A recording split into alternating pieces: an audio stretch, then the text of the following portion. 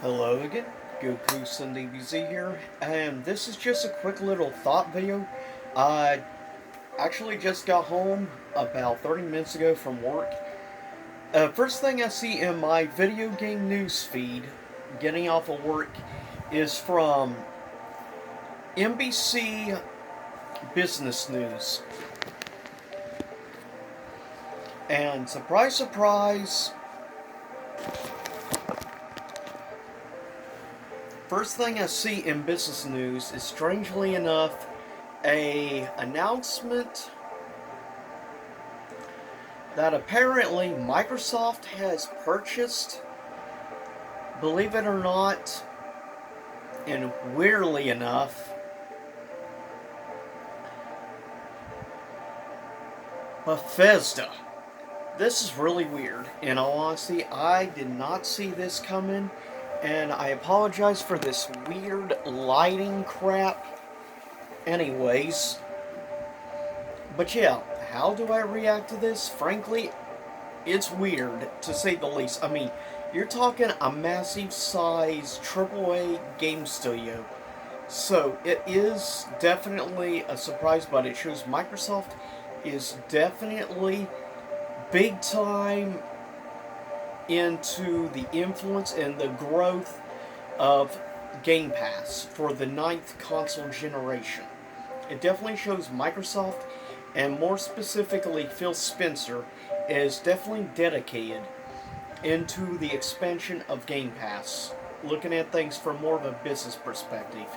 It's definite in that perspective and mindset. From a business side of things, it actually makes a lot of logical sense to purchase, though should be more specific. It isn't actually Bethesda that Microsoft purchased, it's the parent company that owns Bethesda. So that means they get Bethesda, the parent company, and other subsidiaries of that company. Now, interestingly enough, this is going to affect a lot of jobs. I mean, we're talking probably around, I believe, something like 2,800 jobs this is going to affect. So, really hope a lot of people do not get laid off. But unfortunately, that is something that happens a lot of times when you have massive buys. Now, according to CNBC Business News that I watched with Phil Spencer talking about the acquisition, apparently they paid an estimated $7.5 billion, and it was all in cash, or check, I guess you could say. No stock or anything. Strictly straight up money for it. So that is interesting, but definitely 7.5 billion is a pretty big, massive size to put in comparison. That means that they paid about 3 times more for the acquisitions of this than what they paid for the company which made Minecraft, of course. They paid something like something like 2.5, 2.8 billion for that. So definitely a lot bigger, but keep in mind, we are talking about Bethesda, one of the largest AAA companies. Funny enough, though, privately, it was for many years privately owned and funded, so that explains a lot of things. But think about all these massive franchises now Microsoft controls under their banner and coming to Game Pass. We're talking about franchises like Prey, which has become a bigger franchise. A horror series I only recently started checking out, and I admit so far I've really enjoyed The Evil Within. That includes that franchise. That includes the Dishonored series. That includes also Star, I forget the name of it now, but that franchise. But of course, the biggest franchises of all, obviously, given we're talking about Bethesda, Wolfenstein, Doom, Elder Scrolls, and Fallout. I mean, we're talking some pretty massive sized franchises right there. Wolfenstein's definitely become a big one. Um, Doom is huge. for obvious reasons, though I would say definitely Elder Scrolls is the biggest franchise of them all.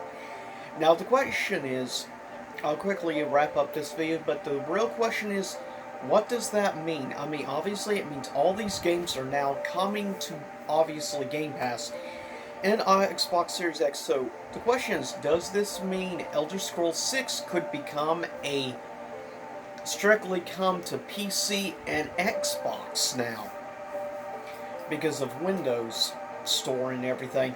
So that is a real question.